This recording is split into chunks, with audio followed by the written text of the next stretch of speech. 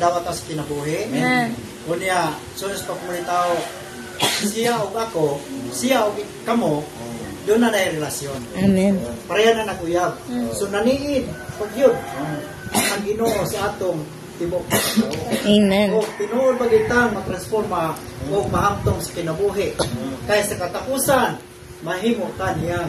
Ano sa ulo? So na, doon na pa gingon nga, doon ang sabay nga, pwede naman tingalin mo yung inyong makay. Duha naman katulig. Doon pag kanan, ay isa dahi. Kaya ka ng mga tuliga gamay pag ikain na. So, sipari pag ikain ng imuhang prato. Uyab. O, sipari pa na. Kaya basig ang ginikanan, daig batasan. Anahan na, daig batasan. O sa oksipari, maayo. Ay, anak yun.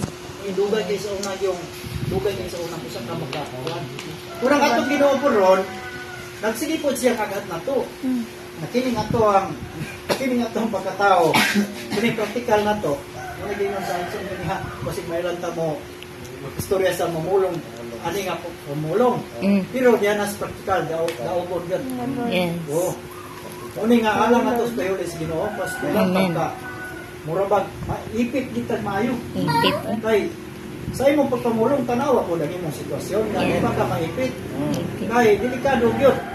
Nga to unahan ang mga magtotoo sa unang panahon nga wala ka padayon hantod ron. Ano man? Sala.